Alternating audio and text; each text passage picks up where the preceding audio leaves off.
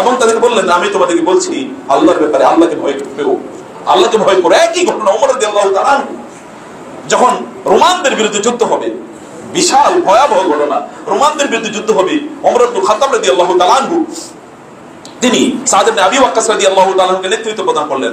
সাদ ইবনে আবি ওয়াক্কাসের কাছে তিনি চিঠি লিখলেন, বলেন, ইয়া সাদ উসিকা ওয়া মান মাআকা মিনাল জুদবি তাকওয়াল্লাহ, হে সাদ, আমি তোমাকে এবং তোমার সাথে যে সকল সৈন্যরা আছে তাদের প্রত্যেককে আল্লাহকে ভয় করার ব্যাপারে নির্দেশ দিচ্ছি। যুদ্ধের ময়দানে যুদ্ধে যাবে রোমানদের বিরুদ্ধে। এখনকার যদি আপনি বলেন ইউরোপ এবং আমেরিকা মিলে যে শক্তি, তখনকার রোমানদের শক্তি হলো এরকম। এই রোমানদের বিরুদ্ধে ছোট্ট একটা বাহিনী যাচ্ছে যুদ্ধ করার জন্য। সাদ ইবনে আবি ওয়াক্কাসের নেতৃত্বে রাদিয়াল্লাহু তাআলা আনহু তিনি বললেন, আমি তোমাদেরকে নির্দেশ দিচ্ছি, তুমি এবং তোমার সৈন্যরা সবাইকে বলছি, তোমরা আল্লাহকে ভয় পেও, তোমরা আল্লাহকে ভয় পেও। মনে রাখবা আল্লাহ সুবহানাহু ওয়া তাআলা এর ভয় তোমাদের একমাত্র অবলম্বন। ফাইন্না তাকওয়াল্লাহি হিয়া আ'যামুল উদ্দাতি লাকুম, মনে রাখবা যুদ্ধের ময়দানে তোমাদের সবচেয়ে বড় অস্ত্রের নাম হলো আল্লাহর ভয়। যুদ্ধের ময়দানে সবচেয়ে বড় অস্ত্র হলো আল্লাহর ভয়। আল্লাহকে ভয় পাও, আল্লাহর ভালোবাসা নিয়ে তোমরা যুদ্ধে যাচ্ছ, এটা তুমি মাথায় রাখবা। ওয়া ইন্নামা ইউনসারু আল মুসলিমিনা বিতাকওয়াহুম লিল্লাহি ওয়া বিমাসিয়াতি আদুইহিম লিল্লাহ, মনে রাখবা মুসলমানরা যুদ্ধের ময়দানে বিজয়ী হয় মুসলমানদের তাকওয়া এবং অন্যরা আল্লাহকে ভয় পায় না। এই কারণে তারা শত্রুরা, মুসলমানদের শত্রুরা আল্লাহকে ভয় পায় না, মুসলমানরা আল্লাহকে ভয় পায়। এই দুটোর কম্বিনেশনে মুসলমানরা যুদ্ধের ময়দানে বিজয়ী হয়, অন্য কোনো কারণে না। এবং তিনি বললেন, ফাইজাস তাওয়াইতুম আনতুম ওয়া হুম ফি মাসিয়াতিল্লাহি, যদি তোমরা এবং তারা এক সমান হয়ে যাও, যে তোমরাও আল্লাহকে ভয় পাও না, তারাও আল্লাহকে ভয় পায় না, তাহলে মনে রাখবা কানাল ফাদলু লাহুম ফিল কুওয়াতি, তাহলে ওদের কিন্তু আমাদের চেয়ে সংখ্যা বেশি, শক্তি বেশি, অস্ত্র শস্ত্র বেশি, ওরাই যুদ্ধে বিজয়ী হবে, ওরাই যুদ্ধে বিজয়ী হবে। সম্মানিত ভাইরা, আইনে জালুতের যুদ্ধ আপনারা ভুলে গেছেন, আন্দালুসিয়ার কথা আপনারা ভুলে গেছেন।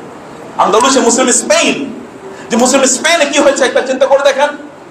আইনে জালুতের যুদ্ধে যখন রাসূল সাল্লাল্লাহু আলাইহি ওয়াসাল্লাম ইন্তেকালের বহু পরের কথা বলছি, 90-95 বছর পরের কথা বলছি, রাসূলুল্লাহ সাল্লাল্লাহু আলাইহি ওয়াসাল্লামের ইন্তেকালের 90 বছর পরের কথা বলছি, তার হিজরতের 90-92 বছর পরের কথা বলছি। সেখানে মুসলমান অলরেডি আফ্রিকার বিভিন্ন অঞ্চলগুলো মুসলমানদের অধীনে চলে এসেছে। তখন অলরেডি আপনার মুসলিম বিশ্বের খলিফা হচ্ছে আব্দুল মালিকের ছেলে ওয়ালিদ ইবনে আব্দুল মালিক। এই সময়ে আপনার দক্ষিণ আফ্রিকা, এটা মুসলমানদের মরক্কোয় মুসলমান একেবারে উত্তর আফ্রিকা পর্যন্ত চলে গেছে। ওই সামনে হচ্ছে মেডিটেরিয়ান সি, এর পরে হচ্ছে আপনার ইউরোপ। এর আগে এই অঞ্চলটা ওসমান ইবনে আফফান রাদিয়াল্লাহু তাআলা তিনি বিজয় করতে চেয়েছিলেন, কিন্তু তিনি পারেন না। এবং তিনি বলে গেলেন, এই আন্দালুসিয়া এটা হচ্ছে ইউরোপের প্রবেশের পথ। কনস্টান্টিনোপল, এই অঞ্চলগুলো যদি কেউ বিজয় ইসলামের অধীনে নিয়ে আসতে চায়, তাহলে এর মাধ্যমে এটা হচ্ছে ডোর, এটা হলো প্রবেশ পথ। অতএব এটা কেউ যদি অর্জন করতে পারে, এটা কেউ যদি বিজয় করতে পারে, তাহলে সে কনস্টান্টিনোপল বিজয়ের যে সওয়াব, এই সওয়াব পাবে। কারণ আপনি জানেন রাসূল সাল্লাল্লাহু আলাইহি ওয়াসাল্লাম বলেছেন, কনস্টান্টিনোপল যারা বিজয় করবে, নি'মাল জাইশু জাইশুহা ওয়া নি'মাল আমিরু আমিরুহা, এই যেই মুহাম্মদ নামক এক ব্যক্তি, রাসূল সাল্লাল্লাহু আলাইহি ওয়াসাল্লামের নামে নাম হবে, তিনি এই যে কনস্টান্টিনোপল এই অঞ্চলটি তিনি বিজয় করবেন। আর যিনি বিজয় করবেন নেতা, তিনি কতই না উত্তম, এবং যেই সৈন্যবাহিনী এটা বিজয় করবে সেই সৈন্যবাহিনীরা কি বিশাল উত্তম। রাসূল সাল্লাল্লাহু আলাইহি ওয়াসাল্লাম তাদের জন্য প্রশংসা করে গেছেন। এবং এটা ওসমান রাদিয়াল্লাহু আনহু ওইটাকে স্মরণ করিয়ে দিয়ে বললেন, যারা এই আন্দালুসিয়া বিজয় করবে তারাও কিন্তু এই সওয়াবের অধিকারী হবে। তখন ওয়ালিদ ওই অঞ্চলে যিনি মুসলিম সেনাপতি, ওইখানকার যিনি শাসক, তার নাম হচ্ছে মুসা ইবনে নুসাইর। মুসা ইবনে নুসাইরের কাছে এই সংবাদ পাঠালেন, আমাদের ওইখানে যেতে হবে। মুসা ইবনে নুসাইর ওইখানকারই বারবার, এবং আমাজিগ নামক একটা গোত্র, এরা প্রচন্ড ইসলাম বিদ্বেষী ছিল এবং এরা নিগ্রহ এবং এরা খুবই কঠিন হৃদয়ের অধিকারী ছিল। এরা মুসলমানদের বিরুদ্ধে যুদ্ধ করেছে, ক্রুসেডারদের পক্ষ হয়ে, কিন্তু মুসা ইবনে নুসাইর এদের কাছে দাওয়াতি কাজ করলেন। মুসলিমরা করেন কি এটা ভালো করে বুঝতে হবে। আমরা তো কেবল এখন ওয়াজের মধ্যে চলে গেছি। আবার বলছি, আলেমরা আছেন, আলেমরা শুনবেন, ওয়াজের মাধ্যমে মানুষের পরিবর্তন যত হয় তার চেয়ে কোটি গুণ বেশি হচ্ছে ছোট্ট হালাকায়ের মাধ্যমে। এবং এই কারণে আপনি দেখেন এখন মক্কায় গিয়ে কি হয়, মদিনায় গিয়ে কি হয়, হালাকা হয়। অল্প কিছু লোক, কেউ তাদেরকে যেমন নাই দার্স, অথবা যেমন এরকম খুতবা, এরকম যেখানে মানুষরা এসেছে হচ্ছে আলোচনা শোনার জন্য, এটা তার কাজ। এবং এখানে কিছু সময় তিনি শুনবেন, এটা ব্যবসার কোনো কাজ না যে আয়োজক কমিটি একটু ব্যবসা করবে অথবা তাদের একটু সুনামের ব্যাপার আছে, না। Is a part of the religious obligation. অল্প কয়েকজন, 5 জন, 10 জন, 15 জন, 20 জন। মুসা ইবনে নুসাইর এই কাজটি করেছেন। তিনি এরকম মানুষকে নিয়ে হালাকা করতেন, দার্স করতেন, ইত্তকার এবং তাদেরকে আকীদা শেখাতেন, আমল শেখাতেন, তাদেরকে তাজবিদ শেখাতেন, কোরআন শেখাতেন, ফিকহ শেখাতেন, এর মাধ্যমে তাদেরকে রাসূলের সিরা শেখাতেন, এর মাধ্যমে তিনি তাদেরকে তৈরি করে নিতেন। এর মাধ্যমে তৈরি হয়ে গেল হচ্ছে তারিক বিন জিয়াদ। তিনি কিন্তু নিগ্রো, কালো, এবং ওই যে আমাজিগ গোত্রের খুবই দুর্দর্শ ছিল এরা ইসলামের বিরুদ্ধে। মাত্র 5 বছর হয়েছে তিনি মুসলমান হয়েছেন এবং এমন সাচ্চা মুসলমান হলেন। মুসা ইবনে নুসাইর দেখলেন এই যুদ্ধের সেনাপতি হিসেবে একে নিয়োগ করেছেন। মাত্র 5 বছর। আপনারা কত বছর হয়েছে মুসলমান? এবং বাপ-দাদা সবই মুসলমান, 5 বছর হয়েছে মাত্র মুসলমান। বলছে তাকেই পাঠাতে হবে। 12,000 বা 15,000 বা 18,000 বা 10,000 সৈন্য নিয়ে তিনি সামনে যাচ্ছেন। সামনে হচ্ছে বিশাল বড় সমুদ্র। সমুদ্র পার হবেন কি হবে? সমুদ্র তিনি তার সৈন্যদেরকে নিয়ে পার হয়ে গেলেন। ওই পারে রয়েছে ওই ক্রুসেডাররা, এবং তিনি বললেন সেই পাড়ে গিয়ে তিনি সৈন্যদেরকে লক্ষ্য করে বললেন, সৈন্যরা পেছনে হয়েছে এই সমুদ্র, আর সামনে হচ্ছে আগুন, মানে সৈন্যরা, শত্রুরা। এখন তোমরা সিদ্ধান্ত নাও কি করো। পেছনে গেলে আমি কিন্তু সব নৌকা দিয়ে সব নৌকা আমি ভেঙে ফেলবো, যেগুলো দিয়ে তোমরা এসে ওরা যেতে পারবা না। আবার সামনে আছে সৈন্য, শত্রুরা। এখন তোমরা শত্রুদেরকে পরাজিত করে তোমরা গাজী হতে পারো, জিহাদ মুজাহিদ হতে পারো, আর পেছনে ফিরে তোমরা কি আল্লাহ শত্রুতে পরিণত হতে পারো। কারণ তোমরা যুদ্ধের ময়দান থেকে পালিয়ে চলে সবচেয়ে বড় কবিরা গুনাহ, তোমরা কোনটা করবা? তারা বলল আমরা যুদ্ধে যাবো, আমরা সামনে এগিয়ে যাবো। সেখানে ইহুদিদের উপর খ্রিস্টানরা প্রচন্ড অত্যাচার করছিল। তিনি সেখানে গিয়ে এই যেতে যেতে যতগুলো জায়গা ছিল সব জায়গায় তিনি চুক্তি করেছেন।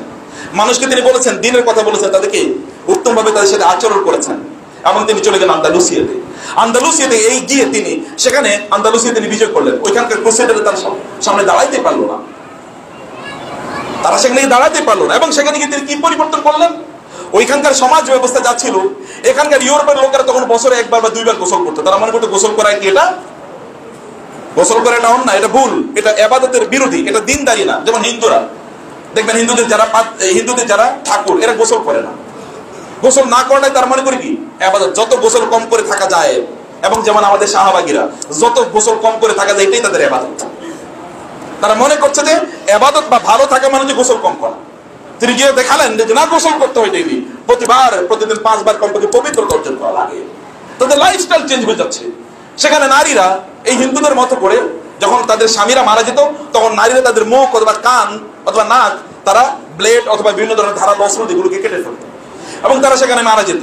তখন ওই স্বামীর সাথে তাকে কবর দেওয়া হতো অথবা ওইকে পুঁতে ফেলা হতো। কিন্তু তারা কি বললেন যে না, নারীদের সম্মান এরকম, তাদের মর্যাদা এরকম। এইভাবে তাদের মর্যাদা তিনি আলোচনা করলেন। গোটা সমাজ পরিবর্তন হয়ে গেল। এবং কর্ডোবায় গিয়ে তিনি সেখানে বিশ্বের সবচেয়ে বড় ইসলামিক লাইব্রেরি তিনি তৈরি করলেন। তখনকার তো প্রিন্টিং ছিল না, বরং হাতে লিখতে হতো। সেখানে 500,000 প্রায় 5 লক্ষ বই দিয়ে তিনি এখানকার লাইব্রেরি তৈরি করলেন। এইভাবে ওইখানে ইউনিভার্সিটি তৈরি হলো। ওইখানকার এডুকেশন সিস্টেমে তিনি ঢুকিয়ে দিলেন। এডুকেশন সিস্টেমে আকীদা থাকবে, তাওহীদ থাকবে, তাফসীর থাকবে, এবং সেখানে থাকবে হাদিস থাকবে, রাসূলের সিরা থাকবে, সেখানে আপনার ফিকহ থাকবে, তাজবিদ থাকবে। এরকম তিনি ঢুকিয়ে দিলেন সিলেবাসের মধ্যে, যে এগুলো পড়ো, এগুলো পড়ো, তোমরা এগুলো পড়বে। মানুষকে এগুলো তিনি শেখাচ্ছিলেন। এরকম দার্সের মধ্যে মানুষ তৈরি করছিলেন। তারপরে তাকে সেখান থেকে ডেকে নিয়ে আসা হয়েছে, সেটা ভিন্ন কথা। এবং 800 বছর মুসলমানরা কেবল এই স্পেনি, যেটাকে মুসলমানদের আন্দালুসিয়া বলা হতো, কেবল আন্দালুসিয়া মুসলমানরা 800 বছর কেবল চালান নাই, শাসন করেন নাই, ওই গোটা অঞ্চল, গোটা ইউরোপ জুড়ে। আজকের আমরা যেই তাদের সভ্যতার উন্নয়ন দেখতে পাচ্ছি, এই গোটা উন্নয়ন করেছে, উন্নয়নের সূত্রপাত তৈরি করেছে যে মুসলমানরা।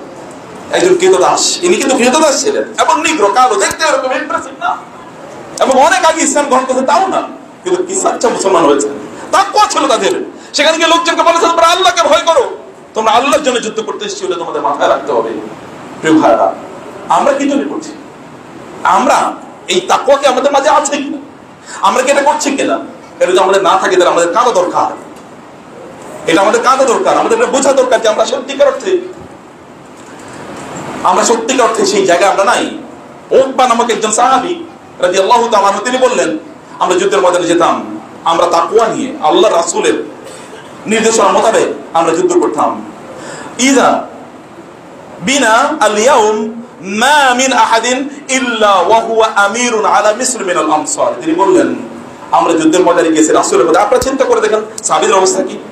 মক্কায় তাদেরকে নির্বাসনে পাঠানো হলো, সেখানে তারা কিছু খেতে পারলেন। আবু বকর রাদিয়াল্লাহু তাআলা তিনি বলছিলেন ওয়াল্লাহি আমাদের অবস্থা হচ্ছে যে আমরা কুন্না নাদউ কামা তাদউ আশ-শাতু, আমরা পায়খানা করতাম যেমনি ভাবে মানে ছাগল বা বকরিগুলো পায়খানা করে। ছাগল এবং বকরির পায়খানা এরকম ছোট ছোট আপনার ইয়ের মতো করে, আপনার স্টোনের মতো, পাথরের মতো বলে আমরা এরকম পায়খানা করতাম। কারণ আমরা খেতে পেতাম না, গাছের লতা আমরা লতা পাতা আমরা খেয়ে বাঁচতাম, কারণ আমাদের খাবার ছিল না, আমাদেরকে খেতে দিত না।